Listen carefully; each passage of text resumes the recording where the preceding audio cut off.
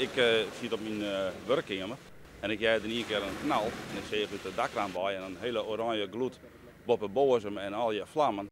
Nou ja, dat weer wel duidelijk. Dat weer net samen een brandje, maar een gigantische brand. Toen ben ik naar onderen vliegen en zo hut mogelijk 112 belly. Nou ja, en toen weer ik alle meldingen dienend op 112, dus de brandweer weer onderwijs. Schrikken? Nou, in die zin het weer net direct naast je huis natuurlijk, maar je schrikt wel dat er zulke vlammen, het is wel angstaanjagend dat er zulke hege vlammen boven een dorp natuurlijk hingen. Want je weet dat draaien meestal wel niet. De oorzaak dat weten we op dit moment nog net. Hè, want het is nog te betiid om daar onderzoek naar te doen. Het is nog te heat, dat soort dingen.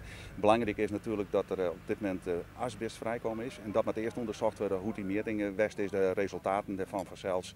De bemeesken zijn op dit moment uit de huizenwaai. Dat is een gedeelte van Bozem aan de noordwestkant van het dorp. Nou ja, deze meesten die zijn op dit moment uit de wenningen en die binnen op dit moment worden die opvangen in het dorpscafé. Meesten die in de wenning binnen, die adviseren ik mooi binnen te blowen, de ramen en de dwaren dicht te horen.